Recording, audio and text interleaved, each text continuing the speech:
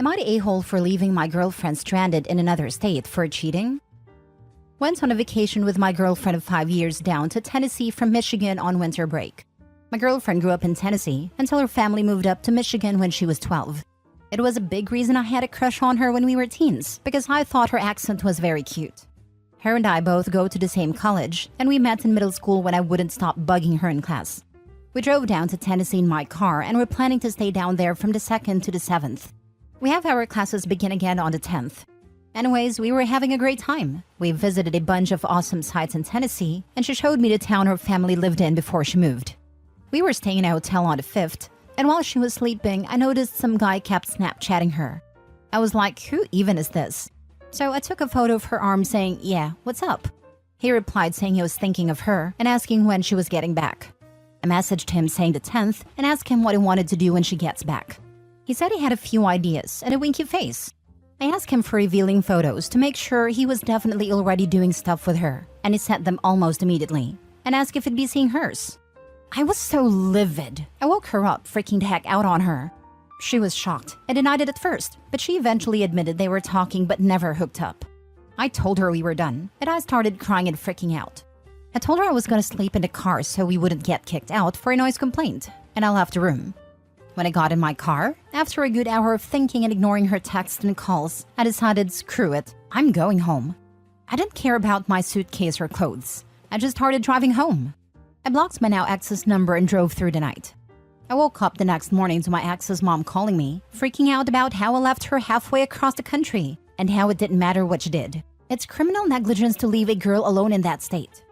Well, her parents ended up driving all the way down to get her, and now my ex came up to my house today and told me they were going to try to file a criminal case against me and, if not that, sue me for damages? I don't think I owed her a drive home. It's my car, my gas, and she cheated on me. Can I get in trouble from this? What I've read, it could be possible if I left her in a dangerous situation, but I left her in a hotel. Now for the top comments. She's an adult in a hotel. There was nothing criminal about you leaving her there. Her family and her are a-holes, and you leaving her lying cheating butt was deserved, not illegal. Don't worry about their empty threats. I'm worried she will embellish and cry domestic violence. Do you think she'd lie to the cops? Because I'm getting the vibe that she would. Talk to an attorney just in case.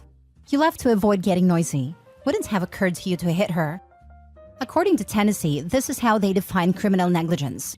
Criminal negligence refers to a person who acts with criminal negligence with respect to the circumstances surrounding that person's conduct or the result of that conduct, when a person ought to be aware of a substantial and unjustifiable risk that circumstances exist or the result will occur.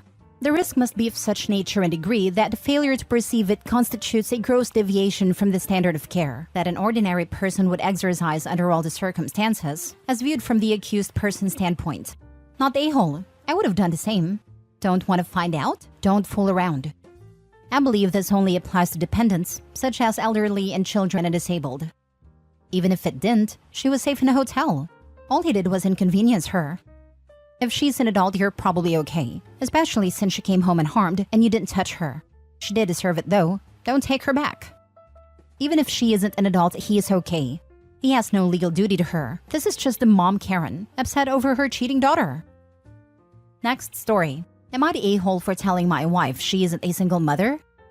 Me, 31 male, and my wife, 28 female, have been married 7 years. We have 3 kids, 10, 7, and 4. For the last 6 years, I have been the sole income for our family. I work up to 60 hours a week, sometimes 7 days a week. Despite this, I still come home and do housework, like the cat boxes and cleaning the bathroom. My wife, on the other hand, does the dishes maybe once every other week and is supposed to be homeschooling the kids. I say she is supposed to be because I work second shift, so I leave at 4 p.m. and get home around 2 a.m. When I wake up at noon, she is always in bed next to me and the kids are playing the Switch in the next room. She says she does the schooling between 8 to 11 because she read that kids only need 3 hours when you're homeschooling, and she also doesn't do Mondays. When I go to work, she's usually at her TV playing video games, and the kids are still on the Switch. Anyway, I confronted her about the homeschooling and she got really angry. She said how dare I question her parenting, since I'm never home and she's basically a single mother. This isn't the first time she's called herself a single mom, as I've heard her say it in front of my parents and her mom. I told her she wasn't a single mom. I spend every moment I'm not at work or sleeping with them, and I work hard to provide because we are still financially struggling. She was going to get a job after the kids were all in school, but then decided to homeschool. I told her calling herself a single mom is insulting to mothers who are working and doing everything completely on their own. Well, now she's not talking to me and asked me if I wanted a divorce as she always does when we have an argument. Am I the a-hole, or am I right to tell to stop calling herself a single mom? Not the a-hole, but you need to get the kids tested and see what their education level is. Then put them in public or private school, have your wife get a job, and then both of you get some marriage counseling. Divorce should never be used as a threat unless they are prepared to follow through. Yes, get your kids into school. You're doing them a social and academic disservice by letting this go on. I'd say yes to the divorce too. Not the a-hole, but honestly, you need to help your kids. Never mind conflict between you and your wife. Your kids' future depends on them getting proper schooling and they aren't getting that at home. This is educational neglect, and you can get in real trouble for it. Please demand immediate change for the sake of your children. You could start by just having the kids evaluated. This could save you a lot of arguments. If their scores come back and they're behind in their education, you have factual evidence that they need to go to school. If their scores come back and they aren't behind, you can focus your discussion on other problems. As an actual single mother, this crap really makes me mad. Not only am I the only parent, I'm also the only one financially supporting my son and myself. Your wife basically has a cakewalk. Not the a-hole. Put the kids in school/daycare and send her on her merry way to find a job. Even if it only pays for the little one's daycare, at least he'll certainly be learning something each day. Yep, I want to puke every time I hear a married mom complain that she's basically a single mom since her husband is at work all the time. I can't believe how many people will actually say this stuff out loud and have no idea how entitled they are. So they think single moms have magic money showing up in the account to afford their lifestyle? Sure, there are those lucky few that do get a good amount of child support and or have retired parents that they live with, so they don't have all the bills on their back, and they have free childcare at home. But for so many of us, we have to be the breadwinner and at-home parent as much as possible. I only got child support in a blue moon when I'd get a check garnished here or there. Had to work 60 to 80 hours a week to maintain a household entirely on my own income and still make it to all the sports game, performances, parent-teacher meetings, and be around as much as possible for general parenting and nurturing. Basically had to cut out sleep and any personal time, hobbies, friends in order to achieve this. Meanwhile, single married moms complaining that they missed a coffee date this week with a friend because the other parent who financially supports them was busy, financially supporting them. Next story. Am I the a-hole for telling my husband that I will no longer participate in family vacations if his ex is present? Here's the background. While on study abroad, my husband Robert got his foreign girlfriend Elizabeth pregnant. Their relationship was rocky and they've been broken up since Tim was about 1. I met Robert when their son Tim was 3 years old. Robert and I have been together 13 years. When I met Robert, he was upfront that Tim always comes first, and unfortunately is a package deal with Elizabeth until Tim is old enough for solo international travel. This was unfortunate because at that time Robert and Elizabeth hated each other. My parents-in-law have always paid for plane tickets for Elizabeth and Tim to visit. Elizabeth and Tim usually visit for 2 to 3 weeks every year. Robert always requested my presence for these visits to build a relationship with Tim and, at least the first few years, for moral support dealing with Elizabeth. Elizabeth has mostly been nice to me, although it's very superficial. We are not friends. She's fine with the in-laws because they're very nice people who just want a relationship with their grandson and would never jeopardize that access. Robert and Elizabeth's relationship gradually improved, and by the time Tim was 7, they were in friendly terms. Being required to spend 2 to 3 weeks every year staying in the same house as my husband's ex has always been at minimum uncomfortable for me, at times extremely difficult and painful. But I tolerated it without complaint, without fully expressing how hard it was, because I've felt that my main job here is to support Robert. I've been holding out for the goalpost Robert identified early on, that when Tim is old enough to travel alone, presumably Elizabeth will no longer come with. Well, that time has arrived. Tim is 16, traveled alone to visit last summer, and it was awesome. However, Elizabeth said she wants to come visit again this year, and continue doing so every other year, no end date stated. My parents-in-law will never stop paying for plane tickets and never suggest Elizabeth not come. In fact, 2 years ago, prior to Tim's first solo trip, they assured Elizabeth that she is always welcome even after Tim is an adult, that she is family too. Statements/events like that have amounted to death by 1,000 cuts, in which I've been experiencing serious depression surrounding Elizabeth's visits. I feel like that goalpost I was holding out for has vanished entirely. So, I told Robert that I will no longer be present for the full family vacations when Elizabeth comes.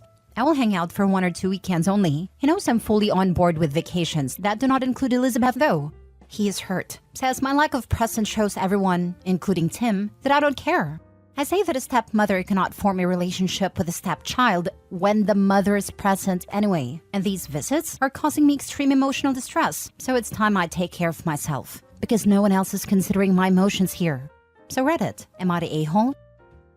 Now for the top comments. Where is she staying when she comes? With your in-laws? I just want to make sure you understand correctly. Instead of having your stepson come to visit and stay with you and your husband in your home, your in-laws hijack the trip by paying, which then forces you and your husband to go stay at his parents' house for 2 to 3 weeks in order to see his kid? Does your husband have any legal custody and does he pay child support? I feel like the child should be coming to visit and stay with you in your home at this point, but husband should be paying and arranging. Why are the grandparents doing this? This is a messed up custody situation, and it sounds like it is due to your husband relinquishing his parental control to his parents. Sounds like he's the a-hole. It's combined where they stay. The in-laws have a big house, so they host for a couple weeks, which Elizabeth prefers because that area feels more like home to her as she spent the summer there. Then Elizabeth and Tim come stay at our home for a week. The grandparents pay for the trip because they can afford it, are generous people. And if they didn't buy the tickets, Elizabeth could never afford to visit, and thus Tim. Thus, they would have no relationship with her grandson. My husband would not be able to afford paying for both Elizabeth and Tim to visit. At this point, however, we could buy Tim's tickets, which I would be fine with. There's no possibility for legal custody given to 2 different countries. My husband has sent her money every month since Tim was born though. Would your husband be willing to pay for a ticket for just him? If so, then plan his next trip, without Elizabeth, in advance, and have your husband tell his parents that you two are hosting Tim this time. If they're truly kind and generous people, then they will accept that their son wants to be in charge of his relationship with his son now. If they are secretly people who like to be in control and or trying to get their son and ex back together, then they will show their true colors. If your in-laws insist on hosting a second visit for Tim, then let them do that. But that's their vacation, and you don't need to be part of it. And Elizabeth can stay with them. Stop hosting her in your house. Not a-hole. He laid out the boundaries on this at the very beginning and you abided by it. Everyone has a limit, and if you've reached yours, then you've reached it. You've respected everyone's feelings, and now they need to respect yours. Last story. Am I the a-hole for telling my wife if she converts to Islam, I'm divorcing her? Been married 4 years and together for 7. Love my wife with all my heart. We started dating back in high school and have been inseparable since. Back when we were first started dating, she was a Christian. I am an atheist and not super thrilled about religion in general. Well, she ended up falling out of Christianity after a couple years of dating and has gone with the agnostic label since. The last handful of months though, she seemed to be interested in Islam. She'd watch YouTube videos about it, and I noticed she had a Quran app on her phone. I asked her what's going on, and she said she's been feeling a call to be a Muslim. I asked her how and why, and she said she saw some videos of a street preacher, and it made her look into it, and now says it connects to her more than Christianity did. She's a type who goes through a lot of phases though, so I assumed it was just a phase and short-term interest. Well, the other day, she came up to me and said she wanted to get a prayer mat and wanted to try wearing a hijab. We live right outside Dearborn, Michigan, which is one of the largest hubs of Muslims outside the Middle East. She asked if I'd want to go with her to pick them up, or if I'd be okay with these things. I told her that I am not comfortable with it, and I would probably want to separate if she started wearing a hijab especially.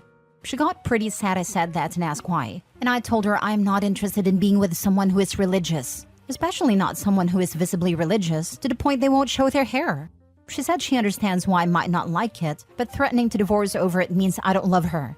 I do love her, but I'm not willing to become part of the Muslim community, or to be with a woman who wears a hijab, or someone who would have to start eating halal and stop and pray multiple times a day. Christianity was okay because she wasn't overtly religious and was already wading in it by the time we started dating. She says she doesn't know what she wants to pursue, but is really upset that I'd leave her if she chose to fully convert to Islam. Not the a-hole. If she changes what the relationship is about, then the relationship has changed and there are consequences for that. If this isn't something you're interested in dealing with, then so be it. It doesn't mean that she's the a-hole either, since she can do whatever she wants with her life. But if that's incompatible with what you want to do with your life, then it makes you two non-viable as a couple. Not the a-hole. Changing your belief system is a big deal. Not the a-hole. People get divorced for all kinds of reasons. If she changes from the person you married to a different person, you don't have to stay married. If she converts to Islam, she'd probably be happier married to a Muslim anyway. If she converts and OP doesn't, they're automatically divorced according to Islam. The tenets of her new religion nullify any marriage between a Muslim and a non-Muslim, or a non-practicing whatevers. Not the a-hole. She is making a radical change in her life which will affect you. If she's going to full hijab right from the start, she will probably get into all the other things too. No alcohol, no pork, no talking with other males, bringing up children as Muslims, etc. This is big, and you absolutely have the right to say no. I speak as a Christian, but if I became fundamentalist, I could not complain if my wife refused to go along with it.